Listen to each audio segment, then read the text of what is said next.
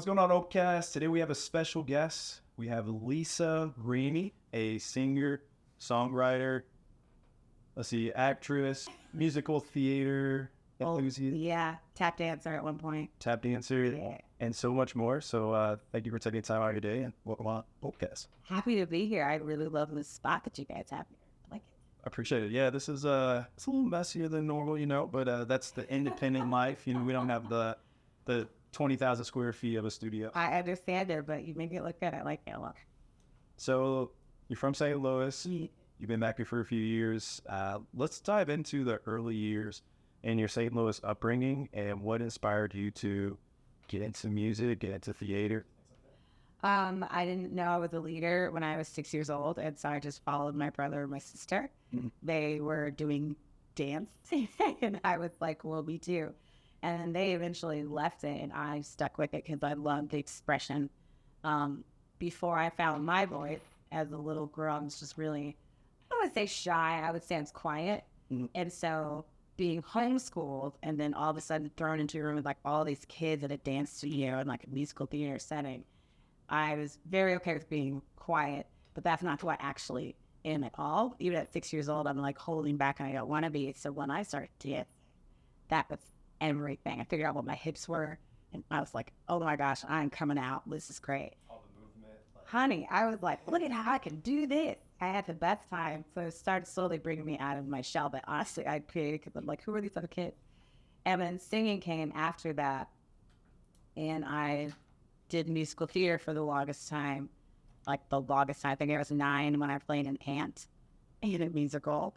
And all the way up till I was in my early 20s. And it was the last musical I did, which was Irving Berlin's White Christmas. Mm-hmm. The first Broadway national tour, first production, big deal production of it, which started in St. Louis with Paul Blake at the Muny. So I did that, and then it just hit me that I wanted to. It wasn't enough. It was really cool making like a lot of other people a lot of money. Mm-hmm. And I felt really cool being a part of these huge productions and going on tour and having health insurance and having a check. And then it just became, I kind of want to see what I could do by myself since I am getting hired and getting booked and staying, working. What can I possibly do if I just put it in there and then go into being a recording artist? So then I lost all my money and my insurance. Yeah, the insurance is everything. Unfortunately, and here in the States where we have to, you guys like tied to your employment most of the time. Mm-hmm. Now, when you were dancing, from my understanding, you were tap dancing. Yeah. And so how do you even learn that? Is there like people in St. Louis that are teaching that? Are there multiple classes? Like how do you? Oh, there's so many dance classes. I started out at, I'm sure the name isn't this anymore, but the Barbara Jean Dance Center in St. Charles when I was little. And then I eventually was at Coca, at Butel Dance Center, and that's where I really learned how to be a ballerina. This Christian arts studio called Day Spring School of the Arts is where I started doing musicals the first time. But you have to like really want it. A lot of people think that they want it, which is why TikTok is hilarious. But like when you're really serious about it and kind of your destiny, it's who you are. That's how it starts. And then all of a sudden there's just opportunity, and there's so much opportunity in St. Louis to take dance classes. I used to teach dance classes, eventually started teaching. And then it becomes which one makes me the most excited? Which one do I look forward to most? No one's going to like ballet, but it's the foundation of dance, so you have to take it. But tap dancing was like, this is the coolest thing ever. Mm-hmm. So I really, really loved that. I played at tap dance with Savion Glover. Like I was tap dancing all over the place with the St. Louis Hoopers Club, and I was like 10. When you were growing up, did you like hear a song and you just like you're just like going through the choreography in your head or on your feet? Oh man, this song's so those silk shiny stockings that I wear when I'm with you. Forever I'll hear at a flat, that's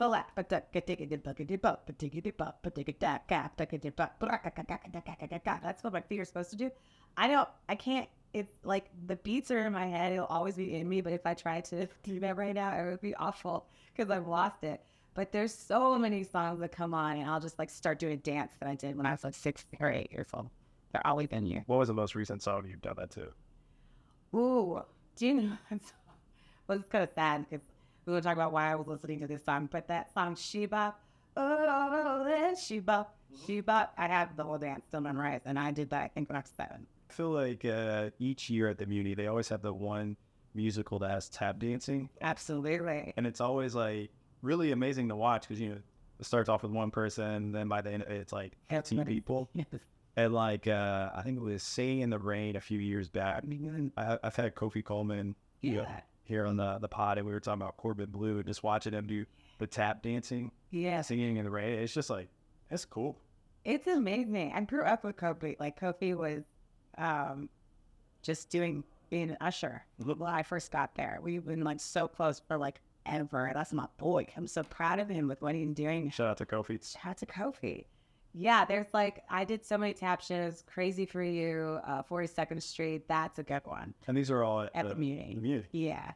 That one, oh my gosh, I've done so many there, but I will never forget 42nd Street. And it's like you were saying, it's like start with one and everyone just like gradually goes on. And then the whole stage is full of all these tap dancers all looking at the conductor to make sure we're all tapping into the music.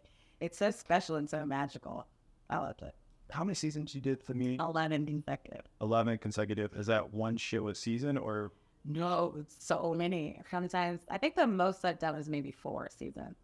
But I was a Muny kid first, then a Muny teen, and then an adult in the adult choir. So getting paid. So while you're performing one, you're learning another one? Yeah, especially, well, I don't know how they run it now, but back in my day, we had rehearsals from 10 to 6, and then if you were doing double duty, then you would have an hour and 40 minutes, and then you had to be back there in the heat and doing the next show until 11:15 at night, and you get right back up in the morning and do it again. And we had our midnight to 5 a.m. rehearsals as well. So sometimes you're rehearsing in the morning, and then you do your show, and then you do the midnight rehearsal, and then you're back at 1 o'clock the next day. You were traveling on the Broadway production, A White Christmas, that started here in St. Louis. Yeah. How was that time? Oh, man. I was so cool with being like the St. Louis girl, and I loved my city. I had nothing in me wanted to leave. And then the show went to New York, and they asked me to go and audition for it. And I was incredibly intimidated. I will never forget going to grab a bagel before an audition, and I was so scared because I didn't know what I wanted yet. So I thought, since it's my next turn, I had time to see what bagel I wanted. And they just passed right over me as if I was not there. I didn't get a bagel that day because it was just so fast. Everything was so fast in New York, and comparing to St. Louis, chill, relax. What kind of bagel you want? You know, I think you should get this cream cheese. And here's why, because my friend, like, I'm used to that. And New York was like, wow. So it was a little bit of shock. And for like the first 6 months, I was convinced that I wasn't going to stay up there. But obviously I went back and ended up being there for like 15 years. But it was very shocking. And you just have to make it work. Mark Rapinski, one of the choreographers for the Muny kids in St. Louis, he always said, make it work. And I use that so much in my life. And it was one of those situations where it's like, okay, now I'm in New York and there's so much opportunity just everywhere. And they have eyes on me. I can't leave now because things are working out. So I had to just force myself to get comfortable with living in the quickness of Manhattan. Like, how was that? Was it awful? I'm sorry. It's like you're coming here, we're all chill, so there it's faster. No one's like angry, but it's a misconception because people think New Yorkers are angry, but we're not angry. We're just very busy, and you're constantly going. You can't just hop in your car and avoid anything. There's traffic in the car. There's a lot of people in the trains. The buses are, who knows what route that's happening. And you're all doing it together at the same time. And everyone's got something down to like literally the homeless guy's got to be somewhere as much as Wall Street. Like everyone's very busy and doing their thing. So it's intimidating when you're trying to just kind of be with everybody on this rat race. And it's just very scary for the Midwest because we're like, why doesn't everyone just slow down? Yeah. Until you become it, and then you're just right on track. Once you get it, you're doing exactly what everyone else is doing. Quitting was never an option for me. So we talk about living spaces. You have like 1,000 roommates, and that's awful. And then you have the rent is still too much, even though there's like 5 of us living there. And it's still like, I don't know how to make my rent. You have to get a survival job. They call them survival jobs. Like, it's not cute. Oh, it's like, I have to. Otherwise, I won't eat tonight. And I definitely can't pay the rent. You lose a lot of weight because you realize the seriousness of needing to have a survival job. And all the while, they're getting punched in the face by the business because that's nothing like you thought. You think that you could at least get one job because you booked so many in St. Louis. And you get out there and they're like, we don't even need to hear you sing go on. Oh, well, how am I supposed? Whoa. So it's a lot coming at you. There's a reason why a lot of people leave immediately. You have no idea how hard it is until you try it. And then it just keeps getting harder. And I still will say it's still hard, but there's just all these blips of the greatest moments in your life that happen because you stuck with it, and then it goes back to hard. So it's really beneficial to get used to small spaces, to get used to, I guess I don't need this much because I'm overcrowding myself. Like, there's so many life lessons in living there from the bottom up, but it is very much a concrete jungle. There's a reason why if you can make it there, you can make it anywhere because there's nothing like it. And that's just like really hardcore. You get to a point where you're like, okay, I realize I'm really good at what I'm doing. I'm great. I'm selling tickets. I'm doing a great job, but I need to go ahead and pursue my own endeavor. So how was that transition, and what was that process like? It was, shoot, it's usually people say from 0 to 100, but it was like 100 to 0. Because my whole existence was catered, and I had no idea how good I had it until it was gone. And so it was a very big shift of like, there's a stage manager who's like, where are you? We have rehearsal. Da-da-da-da. There's a sheet that goes out that tells you exactly what time you need to be where at the very beginning of your contract. There's health insurance, there's payments. And I was very used to it, thank God. I'm really used to it, but then, and happy to have it. And then when that's taken away, all of a sudden there's like all these questions for you. And you're like, I have no idea what the guitar needs and amps and in ears, did you say? Okay, I should probably get how much are they? We're not going to use those. Like, there's so much thrown at you that I was so used to giving any question to someone else. And then all of a sudden it was just all on you. All on you. And you have to figure out the answer. I learned a very important lesson, which is to say, I don't know.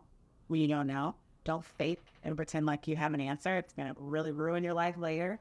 And to, even whenever I say, I don't know what you're talking about, and then it's re-explained to me, I still don't know, I'll say like layman's terms, or talk to me like I'm 4 years old. Like you really have to understand what's going on in order to be successful. So that one took me a while to get.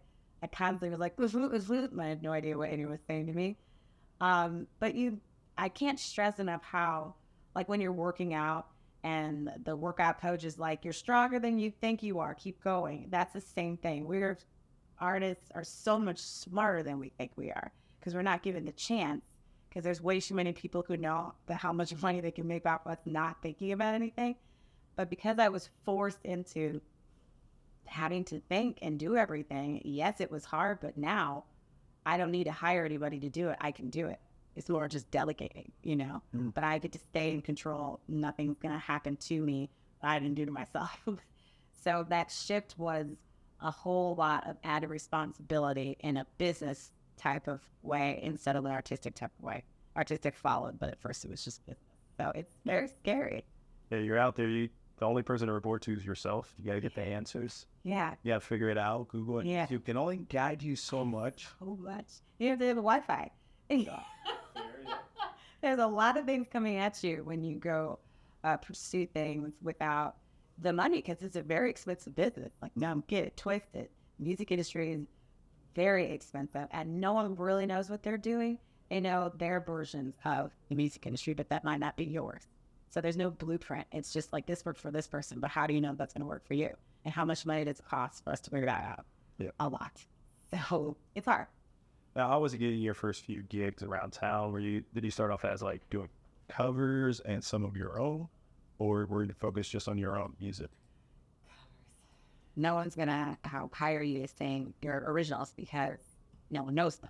So it makes sense. So you have to pick the covers that best show off who you are as an artist and kind of learn from more. I loved doing bar gigs. It's guaranteed crowd. I know performer loves to be on stage and entertain, so it was so much fun for me. We would constantly, I don't do it anymore, but I would always say, I need drinks lined up at the front, and for every song we'll take a shot together. Well, then there was like 12 shots lined up at the front. They're happy. I'm clearly doing my job, but I also could never get 12 shots down in even a 3 hour set. But I loved throwing the party or keeping the party going. It felt so good to be the one who was like, yeah, making this work. And when the bar's happy, I'm happy. Mm-hmm. So I started doing that. I definitely started doing covers, and then you kind of slowly sneak in your original song. Yeah.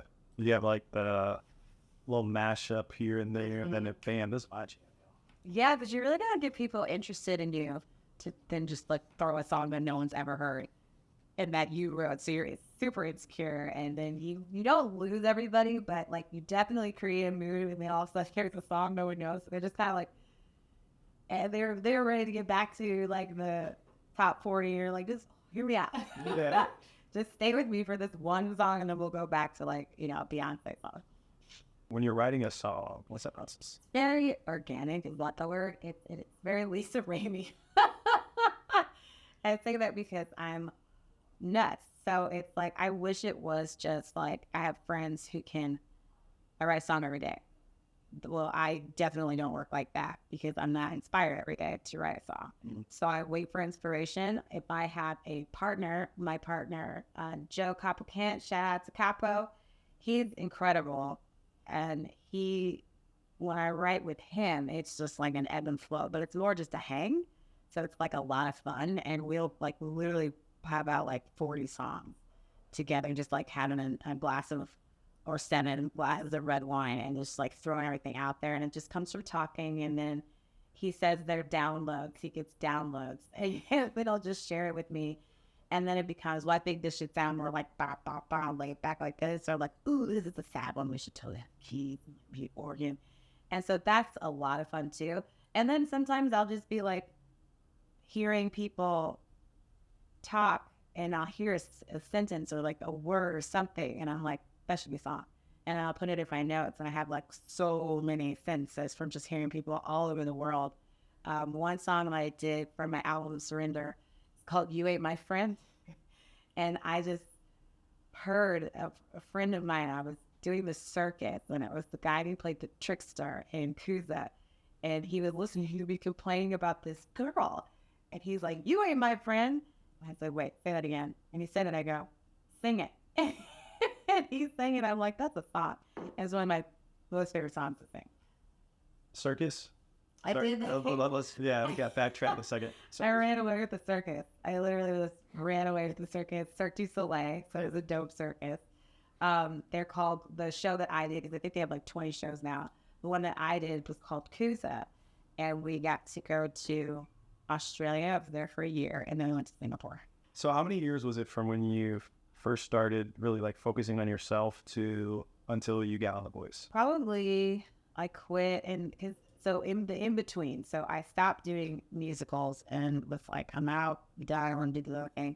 And then I met a trumpet player. Anyone listening, the smartest way to get into playing gigs when you're new in town is to meet the horn section. Hang out with them. They need singers.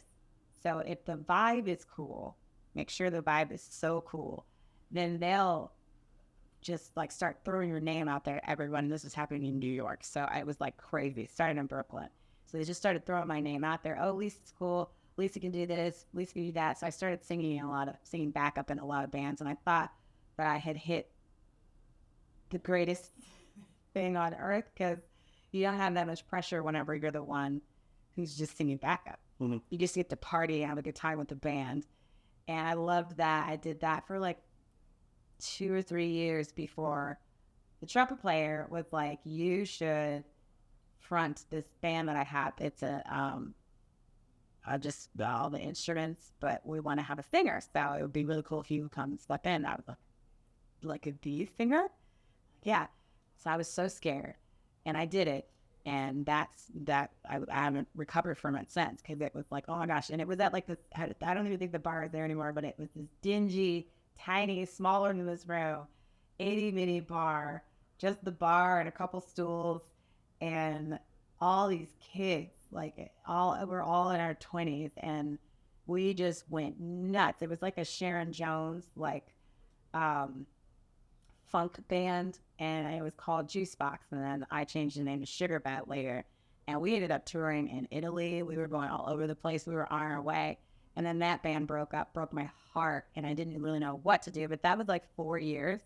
And then it turned into, well, why don't I just be me and just hire musicians to play? But like 5 years in between. And then I was doing that for a little bit of time. And then I had to get my wisdom teeth taken out. And that's why I said yes to the circus, went to do the circus. And while I was at the circus, about to leave there, I go back to being super broke. It's when the voice was like, do you want to audition? Hey, I'm telling you. just timing. It was great, but it was also frustrating because it was like, I have a band, we're going places, they broke up with me. I have my own thing, I'm going places, I have to go to the circus. And it's not like, oh man, I have to go work for Cirque du Soleil. But when you're trying to do something by yourself and then all these things happen, you can't say no. Because I didn't even know there were singers in the Cirque du Soleil. So you'd go and do these things, but then it's like, okay, here we go. Now I'm going to go hone in on just me and like do this thing. And then there's like just a lot of distracting in the voice.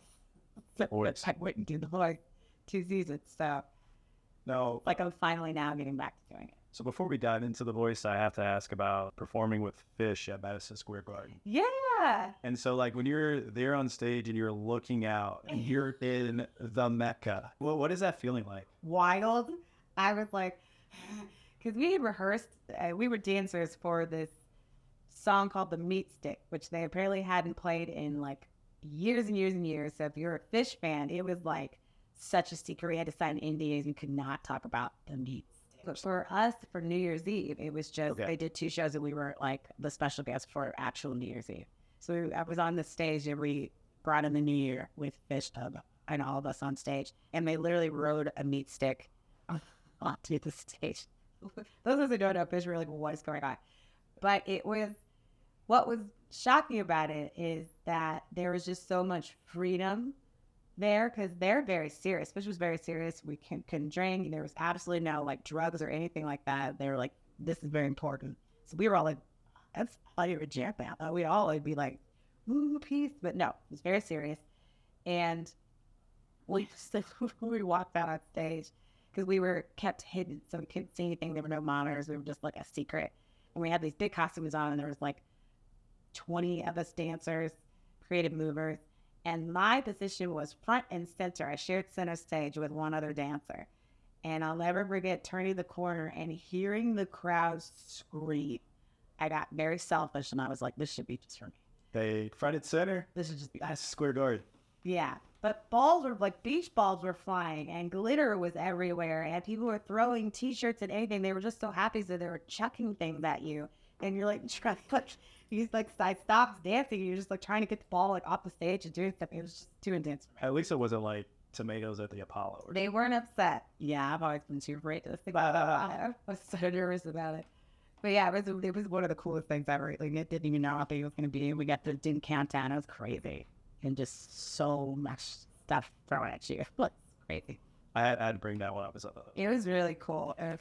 So like The Voice, you get the phone call. You end up being there for 2 seasons.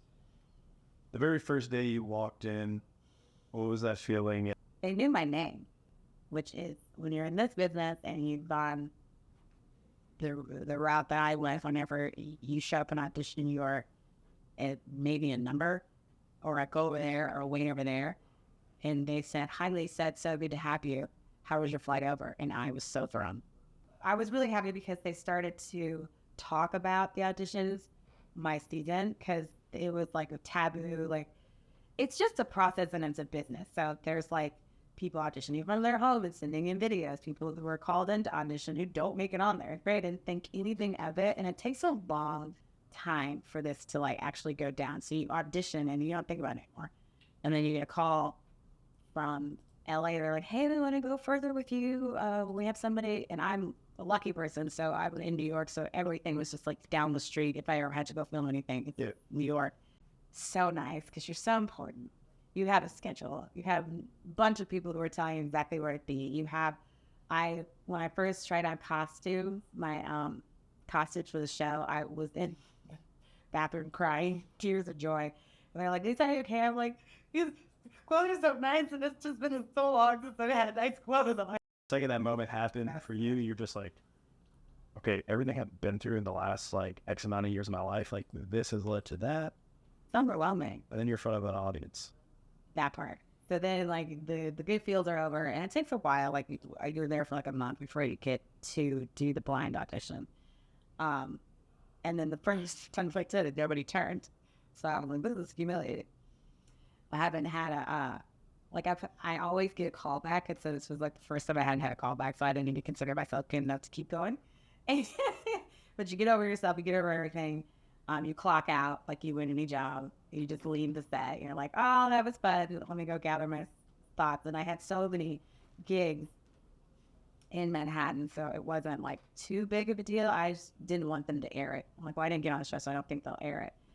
And then I was already back in LA, about to start. I think I had already done my blinding. I think I just made a team when that previous season where I didn't get on, aired.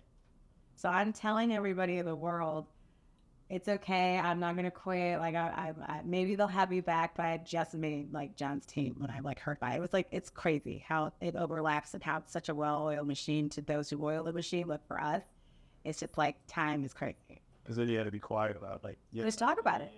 And everyone is like being so nice to me. Lisa, you shouldn't give up on your dreams. You were so great. I can't believe nobody turned. Meanwhile, I'm like, John Legend turned for me, but I can't say anything. Yeah. Yeah, so it's like, it's crazy for your brain to be in that show. Do 2 seasons, but it's great. What is it like performing with John Legend and just working with him? Well, I didn't get to perform with John Legend when I was on The Voice. They cut me before that happened. But no hard feelings. A game is a game, and I did really well on the show. I was a fan favorite, and it brought me back to sing in the finale. So I had the best experience networking. But like months later, I get the email from John Legend being like, or his people saying, do you want to come back to with John in Madison Square Garden outside of The Voice? Outside of everything. Madison Square Garden. Boom, he's bringing me back, which is funny because I've never actually bought tickets to Madison Square Garden because I was like, I can't afford it. But I played there twice. So that was nothing like it. You, again, like what you were saying, one of those full, like, everything got me here. And I think it was like time stood still when I was sitting in a chair on the stage, off stage, waiting to be introduced to come in and sing with him. And I'm just like, this is happening. Oh my gosh. And it was a song that I already knew, so I didn't have to be worried or nervous about the song. I could sing it in my sleep.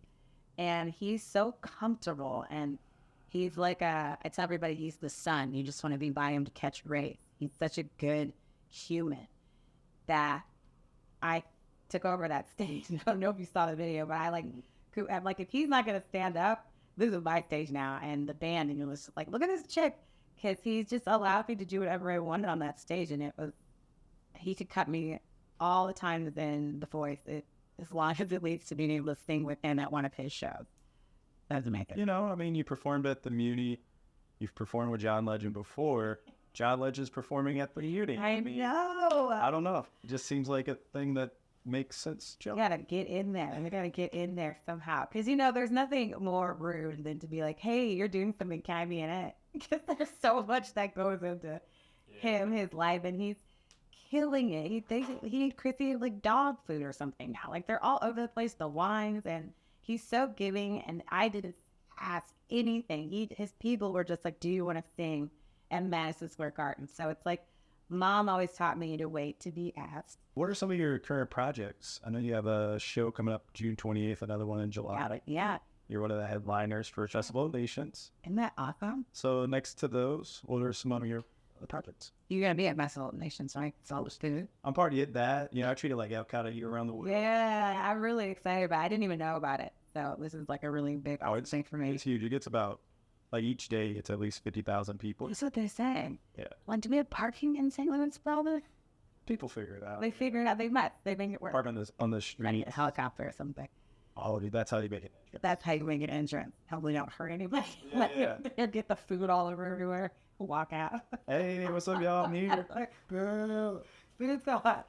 No, and then after, so I have the Blue Strawberry this month, 7:30 on June 28th. The Dark Room on July 26th. Really excited to hang with Alonzo and do the Dark Room set. He's doing a lot of amazing things. Yeah, and I hear that they just got great new sound over at the Dark Room, so I'm really pumped to do that show. Getting a whole other different group of people to come and hear my song, and then the Festival of Nations is just going to be insane. I can't wait for that one. And then I'm doing, okay, I understand that I said that I'm not doing musicals anymore, but Gail C. is the only woman, the creative director of stages now. She's a friend of mine, so she came back in town. She took over stages and then somehow got me to do ragtime. So I'll be doing ragtime. We start rehearsals in August and we go up in September and October. Any new music this summer? I'm trying to just focus on live performance so I don't go absolutely crazy. But yes, me and my producer, Capo, we have like literally 40 songs. So Is he in St. Louis? he's in St. Louis. Perfect. He's like a 2 or 3 time Grammy nominee. So I was like, he didn't even talk about that. I was so low key. And those people are too humble sometimes. So humble. I'm like, hello, that's like major. And we record over at Shock City Studio with Sam Mall, and he's amazing. He's our engineer. And when the three of us get together, it's just like so much fun. It's like everything you want it to be. And I like to leave a lot of time and space for that. And my mind's not going to be focused on that while I'm right now for the first time getting my songs up and running and live and dealing with musicians. Because I don't have a band. I just have like guys that I play with. I'm learning who the guys are in St. Louis to play with. And I can't forget about my guys back in New York. So it's like trying to juggle all that. And as we all know, I don't know what I'm doing. I'm just doing it. Hey, you. Yeah. Hey, you busy? You know, I forgot his last name. Thomas. Jar? Yeah. Drum, Yeah. Keyboard. He's real good. I played one of the first bands I played with. He got me the player. We did some kind of party at the Sheldon. Mm-hmm. And I was like, I need a band. And so we got my band together. Thanks for like 3 hours. Great. Yeah. I really like him. I saw him at the, is it called like the Old Rock House, I think is the name? Yeah. Yeah, a Old whole Rock show. House, yeah. Brought in all kinds of instruments, people, so. Super talented, that guy. Do you know Brute Mod? I think. Oh, yeah. Rap. Awesome, yeah. Yeah. Bianca is the one who called me for the Festival of the Nation. Mm-hmm. I was like, you better get out. I thought she was just a singer. I had her doing all these other things, Yeah. all the hats that they wear. And her brother is one of the producers of my album Broken Smile that I did here with Joe Capo at Shot City. So I'm getting the family in. And how long have you been back in St. Louis for? Like 2 years-ish. So I have to ask, St. Louis, New York, you're back in St. Louis. How is that transition? Oh, it was great. It really was like coming home. When you know a place, and it just felt really good both on my wallet and things slow down when you come back to the Midwest. And I, for the first time in a long time, was ready to embrace that. And I was shocked of how happy I was. I was living in U City for a year. And it just felt really good. It was the exact kind of calm I needed. Things were kind of getting out of hand in New York and post 2020 and having to like redo everything and learning how much you can accomplish in the music industry at home, and 2020 taught me that. So I'm like, why am I struggling so hard? This is maturity gets you. Why am I struggling so hard in some areas that I really don't need to? Why don't I just go try it out in St. Louis? And so far, I haven't regretted that, and I really, really love being back here. I think it helps to be in New City because there's something in that water. That's where a lot of greatness. Sterling K. Brown, Lunatics, Jason Tatum, Brad Beal, Yeah. Cedric the Entertainer. A lot of you come out of U City, so there's something in the water. Boom. I believe it. I believe we got a lot of heart in New City, so that makes sense. Now, for your future, what are some of your hopes, dreams, aspirations that maybe the people of St. Louis can help you reach? They will have a reach because we're authentic. We are us. We do what we do. It doesn't matter what you think. It's just who we are. And you would think that they had that in other cities, but it tends to be not a reality. So staying authentic to who I am is so important as an artist, because there's so many people out there who are very good at their jobs and know how to sell what they know how to sell, whether you are that or not, because it's easy for me to fit you in the mold of what I know that I can sell than for me to listen to you talk about who you actually are. It is very difficult to do this, but I believe that I already know it. It's been done in the past. That's how we have artists. That's how we have literally all the artists that we ever had. It's been like since the beginning of music, recording artists. It was, I don't know if this is going to work, but let's see, put it out there. I don't know. It's a song. Sure. Let's put it out there. That is no longer a thing. It's now people saying, no, this is how people want to hear it. This is how the.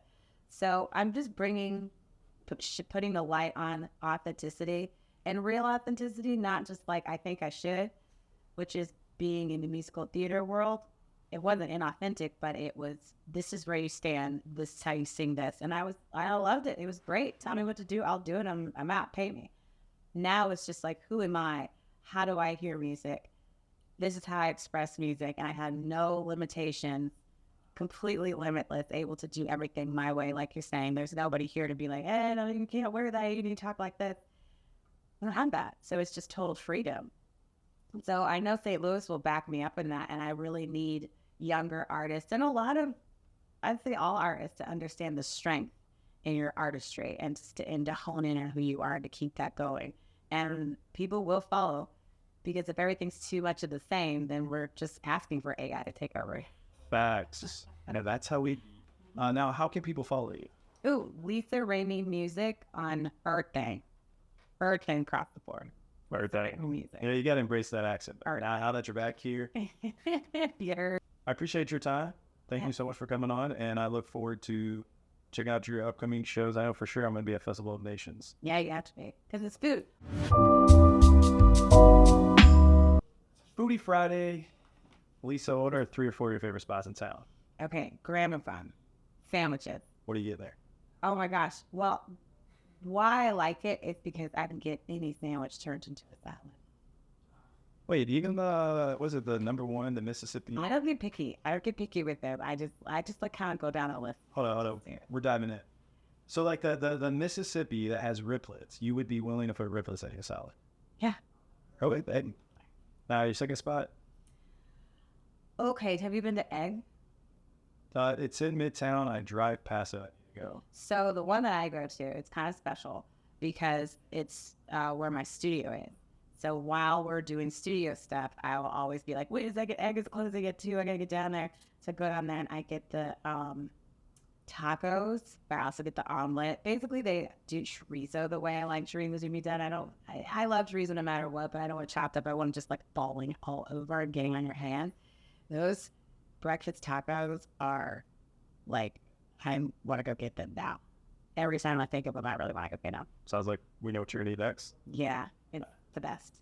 It was hard to pick a taco spot because there's a lot of them, but I really like that one. And then Sato, sushi on the hill.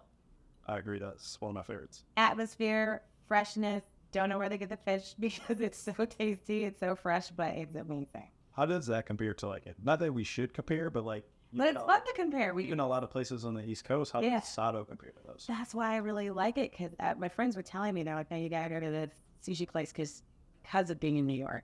And they're like, but where do you go to sushi in St. Louis? I'm like, well, there's a place to go, and they're not bad. But they're like, no, you got to go here because of how fresh it was. I cannot get over. I seriously don't know where they get the fish because it tastes like they're from the ocean. But we don't have an ocean. What are a few of your favorite things to do at St. Louis? Sleep. Now, I like to, go to Muny. I like to go to stadium. So you sleep at the Muny, you can sleep at Torrance Park and then get some food. Get one of your sandwiches from Gramophone and eat it, and then see the show at the Muny. Yeah, you can sleep in Torrance Park. I really like the food scene. Like, I'm so excited to eat through St. Louis because when I left, I was 19 and there was like places, but I wasn't old enough to drink. So I was just going to, like the typical like Applebee's. So now to be like a foodie and to hear that there's so many places to go, because New York will turn you into a foodie. You'll start to not worry about rent because you just want to make sure you can get to all these amazing food spots. So now that's like a St. Louis thing. And when I first got back in St. Louis, I met, I don't remember her name, but she does the St. Louis foodie, or she does one of the Instagram sites, and she was amazing. And I was judging a food event, so I got to pick who won in St. Louis, and it was Winchester. Have you been to Winchester out west? I haven't. I've heard about it. Yeah. Chef's Kiss. Oh my gosh, they're so great. The other day I was just in there and I asked them, because they just got their heirloom tomatoes fresh batch that day. And I was like, can you please just put them in a salad with like bacon? He's like, how about croutons? And they do sourdough croutons, and you can't tell bacon from the sourdough crouton. Okay. It's amazing. So you should also go there. Now, dinner guests, because we're talking about food. 3 people, dead or alive, could be family, friends, celebrities, whomever that you would love to join you and sit down and talk. 3, I would say my brother, because I think he's quite brilliant.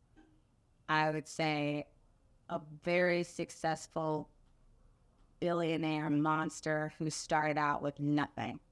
Rihanna? Yeah. I mean, it works. Going through the music, and then Jesus. I think that would be quite the dinner. What do y'all talk about? Oh my gosh.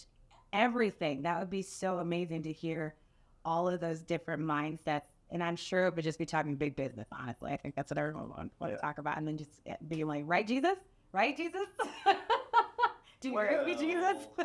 It would be so amazing to be like, and then I just get to ask a bunch of questions and then watch these brilliant minds kind of take over. It would be like ultimate. I would want to do these kinds of dinners like every weekend.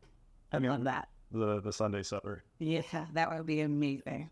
Words of wisdom, let's say someone's listening to this, maybe they're going through a tough time, or they aspire to do what you've done and what you're doing. What would those be? Going through a tough time, you have to keep going. I always told myself quitting is never an option. So whatever you're dealing with, also understand that most other people in your world are dealing with the same thing. It's good to talk about it with other people. One of the coolest things about being in New York is that everyone's kind of at the end of the rope at some point in their life, in their artist life, that everyone's kind of like bleeding and ready to just talk about it. And then you can find so much joy in the suffering. And because it's not just you dealing with it. There's like a lot of other people who are going through the exact same thing, and we all need support. So talk to other people about it. Keep going. It does get better. It's very difficult. Don't let anybody tell you it's just singing. It is the most difficult thing. I have had to have lawyer hats, business hats, music director hats, like all the hats I have to wear. And to learn the business, it'll keep you busy. Learn the business as much as possible. Learn it by yourself. You can start asking questions once you kind of start figuring out what the music business is. Learn how to register your music. Not enough artists understand that you can register your music to ASCAP or BMI. I believe BMI is free. Maybe ASCAP is free now. I'm not sure. There's so many things that you can keep doing to keep yourself busy instead of just being sad. It's hard. It's not easy. And never forget that there is no such thing as someone coming in and rescuing you and making your career happen for you. That does not exist. I did the voice twice, and it wasn't because they didn't like me. I still talk to all these people. I perform with John Legend. I've done a lot of things in my life, and it's because I did it. I went and got it. I figured it out. I meet people. Learn how to meet people without being annoying. Everyone in the room understands what you want. So what is it about you that's cool enough to just hang out with and go get coffee? Because that's when the magic is. That's like a lot of things. I think more relationship based, like actually build a relationship that maybe 10 years from now you're reaching out versus transactions. Transaction, that dollar's here and it's gone, but it's like you build a relationship, hey, let's grab coffee, let's just talk. Yeah. 5 years from now, hey. Absolutely. You want to head like Coachella or something. People don't think that happens. And they also think like, gosh, well, like 10 years, years go by real quickly, especially when you're working a lot. And those phone calls are great at any time in your life.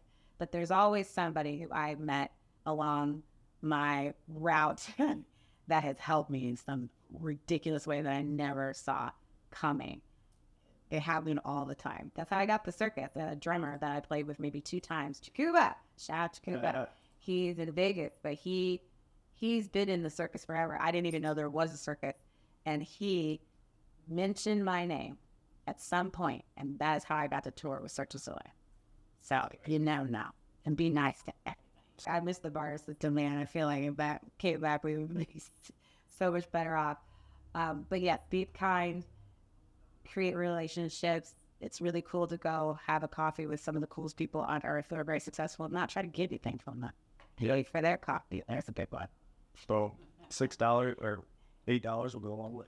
Billionaires are always shocked when I'm like, no, I got this. Even though I'm like, I don't. But Yeah. trying to show you, like, I can get your coffee. Oh, sweetie, I'll buy your next house. Though. Right, exactly. I'll get your coffee. You give me the rolls. Fair. Good deal. Well, thank you so much for your time. Thank you for having me.